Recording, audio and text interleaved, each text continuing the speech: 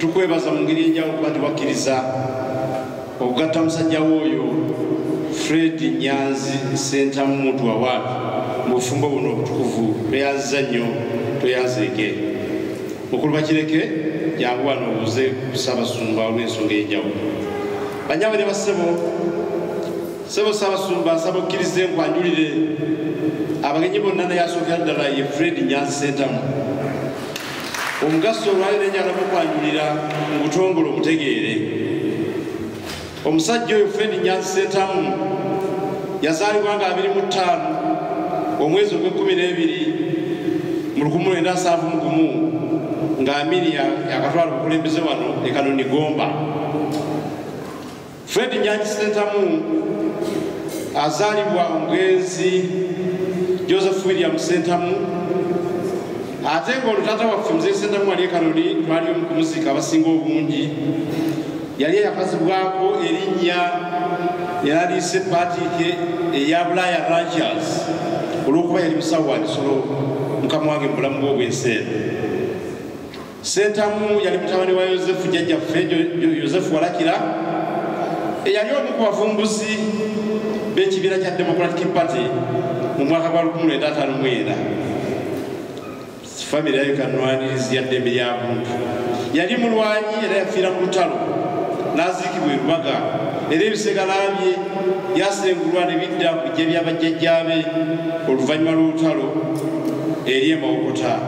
ssaza ne Ssaabasajja. Jjajjaffe oyo Walakira yali mutabani wa Sitere Sentamu omu ku batandikawo ekereziya eri e Nazaaleeti e Kannabulemu mu Buddu ssaza ne Ssaabasajja Kabaka eri e Buddu era yawaayo n'ettaka ekereziya eyo kwetudde kamwange Ssaabasumba. Maama waffe atuzaala y'omugenzi Margaret Nalunkuuma yali musawo mukuukutivu awo Mukamwokya. Nalunkuuma muzzukulu wa Lwomwa era muwala w'omugenzi Mulodokaayi Kiyingi awo e Kamwokya mu Kyaddondo ssebo Ssaabasumba. Nyanzi musajja muyivu Nyanzi Fred Sentamu muntu wawaatu era muwulirize bulungi akatundu kano kuba primary baya myaka 7 naye yasomera mu masomero 8 yatandikira mu Buule primary school wali mu Mpigi eyaffe ey'edda n'agenda mu Kanoni primary school eri Gomba bwe yava n'agenda mu Kasaka primary school e Kalungu n'agenda e Butende primary school mwami Nyanzi e Gomba n'ayingira kuri primary school eyo yeri mu Buddu e Masaka n'ayingira Kamwokya Islamic primary school ng'asoma ate nga tadda mu kibiina Kamwokya Islamic school eri mu Kampala wano n'agenda mu City primary school wali e Kololo ate n'addayo eri ewaffe mu Biikira demonstration school e Kyotera eyo nno yatulira ebigezo bya primary living examinations ebya Pierre EP7 kanayingira secondary school. Muntu wawaatu bamumanyi nti alwanira nnyo omuntu wa bulijjo musajja wa informal sector era bwatu bwe yatambuza ebintu bye. Ne secondary school ya myaka 4 yasomera mu masomero 3 yatandikira mu Kolo High School naye college aliyo Nyanzi obwemekanya obulungi musajja mukubi wa bikonde era mugenda kumpola yali musajja mukubi wa bikonde muntu wawaatu Fred Nyanzi Sentamu era mulaba engeri gyalimu nga ddala tabeerako bulungi kiyinza okukulya. Bwe yavaawo n'agenda mu College Secondary School e Gomba n'agenda e Namukozi Senior Secondary School e Mityana era awo yatulira Senior 4 n'ajja mu Senior 5 n'akomawo ene Kampala ng'ali mu Kitante Hill. Yagenda mu Kolo Senior Secondary School yatulira Senior 6 awo yava neyegatta ku Nakawa Business School nga byabeeranga ebiseera ebyo yatikirwa diploma ya Stores Management and Business Administration. Oluvannyuma ssebo Ssaabasumba musajja oyo yagenda e Makerere n'asoma degree mu Social Sciences era n'afuna obukugu mu by'obukulembeze Social Administration. Nyanzi Fred Sentamu yaddayo e Makerere n'asoma Masters degree mu Peace and Conflict Studies kuba butabanguko obutakkiriziganya ebiri mu ggwanga lya Uganda byasukka. We twogerera mu kiseera kino ye Ssaabakunzi w'ekibiina ekiganzi National Unity Platform nga ye National Mobilization Secretary wa National Unity Platform akunze eggwanga lyonna era akyakunga. Mukyala waffe we tufunye olunaku olwaleero Majolini Namukisa Katumba Ssebo Ssaabasumba nga kati afuuse Majolini Namukisa Katumba Nyanzi Sentamu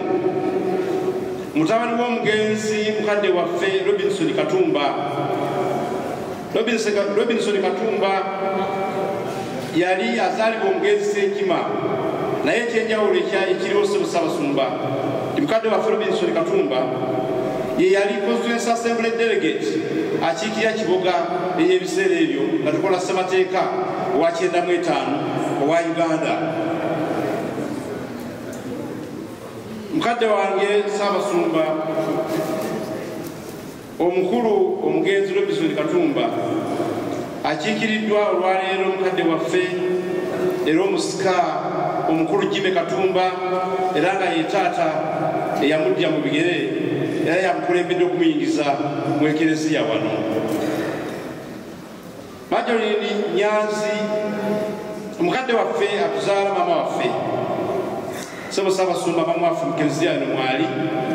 ye mukadde omulungi Alice Nambiru Katumba nga muzzukulu wa Stansas Mugwanya era nga muzzukulu wa Gabunga tulinaye mu ekereziya wano.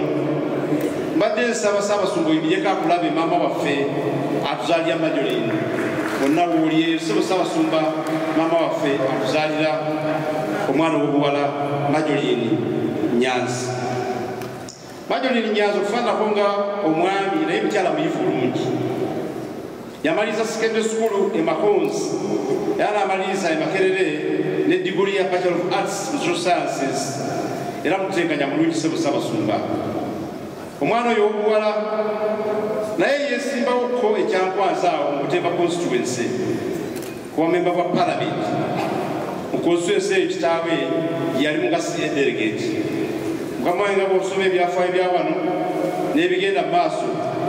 singa sizi bakwabuzi n'abanyaguzi singa buganda ogenda gatambaka wa parliament naye bamuba akalulu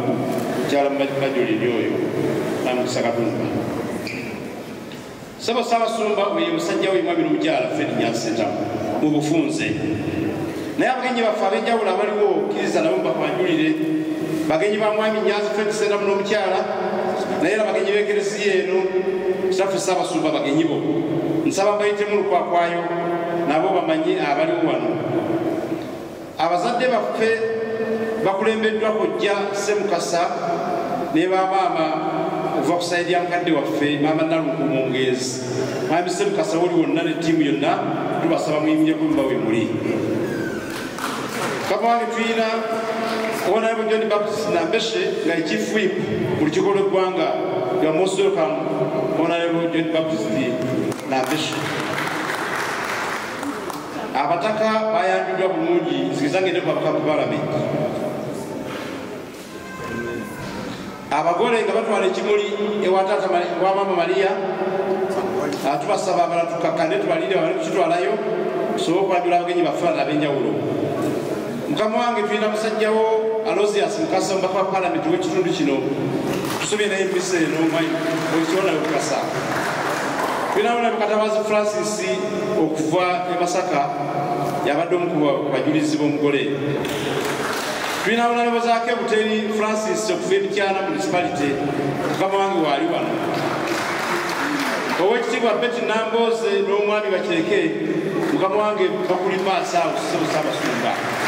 abakiddirya mukono. Honorable Simbwa Kaggwa okuva e Nakifuma naye waali. Honorable Betty Teddy Namboze ow'Embigi naye waali. Honorable Sanja Patrick owantenjeru South naye waali. Honorable Sadamu Gaira abadde omu ku mperekezo oyo president wa TTT kirwakazaako ekibiina kya Muzeeyi Gandisali Mukama wange naye waali. Honorable Judy Mbabaali okuva e Masaka mu Buddu Mukama wange waali memba wa NUP ow'amaanyi. Honorable Nyeko Derrick okuva Makindye East. sebo bali kujja Honorable Subugapo okuva mu Busiro North naye waali Honorable Matofu Charles okuva mu Busiro South sebo Ssaabasumba naye waali abakulembeze ba gavumenti ez'ebitundu abasobodde okuba naffe olwaleero tulinawo gavana wa Wakiso district ow'ekitiibwa alwali obutonde Matiya Lwanga Bwanika sebo waali tusabye naye mu mbisa eno meya wa Masaka City Honorable Florence Namayanja tuli naye meya wa Lubage Gombola tutudde essaawa eno sebo Ssaabasumba his worship Zaki Mbeera Zebabula waali meya wa Nakawa division his worship Mugambe Paulo kama wange waali Speaker wa Nakawa division Biyobya Paulo naye waali meya wa Kawepe division Emmanuel Serujoji kama wange waali Twila Speaker wa Kampala Capital Authority Honorable Mala Zaharuyika kama wange naye waali sebo Ssaabasumba tulinawo abakulembeze b'ekibuga Lord Councillor Katabu Moses waali wano Lord Councillor Farida Nakabugo waali wano Lord Councillor Bode Bukenya waali wano Lord Councillor Rose Kigozi Nalwama waali wano Lord Councillor Nusufa Nakato waali wano Lord Councillor Waso Mwanje waali wano Honorable Kisaki Musawula waali wano Honorable Eva Chaske waali wano Lord Councillor Katereka Julius waali wano Mubagenyi baffe ab'enjawulo mu kamwanga abalala beerowooza nti Osaanjo bamanyi kulwa Mwami Nyanzi Trade Center wali omusajjawo Chief Manager wa Central Bank mukulu Rashid Musi maze emyaka mingi tukamu abiri ng'akolera ku banka yaffe eyo bannange Central Bank ye banka yaffe mutereka ssente ffenna era abalala mwongere muteekeyo ssente kubanga yeesigika Honorable Harriet Nakwedde okuva e Kayunga Honorable Bigirwa Moses okuva e Kamuli Honorable Maxensia Nakanjako okuva e Lubaga Honorable Alice Nannungi okuva e Masaka Honorable Charles Kirumira okuva mu Gweta Masaka abamu ku bagenyi baffe ab'enjawulo kamwanga abakulembeze abalala ab'ekibiina tulina omutesitesi w'ekibiina kya National Unity Platform Dr. Moses Kanaabi era nga y'omu ku mperekeze z'olunaku lwaleero tulina abakomissionazi ab'enjawulo naye abakulembeddwa Rahima Juma Lubowa mukamwanga atula ku lukiiko lw'ekibiina olw'eggwanga Honorable Musiri David atula ku lukiiko lw'eggwanga tulina abakulira ku kiiko ebyokulonda n'omugenyi wosebo w'enjawulo omwami ono Edi oba Edward Sebuufu ono ye head wa presidential guard ya National Unity Platform Edi Mutwe ibijja ku Ssaabasumba kulaba Edi Mutwe obawo sebo Ssaabasumba nga mpumbahumba tulina olukiiko olubulidde enteekateeka eno eya church kamwange ze ndukulembedde musajjawo John Mary Sebuufu gwamanyi obulungi sebo Ssaabakristu wa St. Andrew Kapojigo wa parish ate nga nze nkulira ebyokulonda mu Buganda ebya National Unity Platform kamwange ndi member wa National Unity Platform tulina omukadde Eugenia Nasolo abadde ku team twagala okwebaza mukadde Nasolo muganda wange Honorable Katongole Julius wenda mulaba yetale mpyo zimuvaamu twagala okwebaza Honorable Peter Maiso twagala okwebaza muwonge Timothy twagala okwebaza mpoze mukadde wange Sempa yali Ssaabakristu wano Sempa Robert twagala okwebaza kamwanga batujja kubanjula naye nga tujja banjulira ku reception tweyanza nnyo Ssaabasumba tweyanze omusa buno bw'otuwadde okuba nti Fred Nyanzi Center mwafunye ekirooto kye ekyokugattibwa bantu b'Eklezia Lutikko Embaga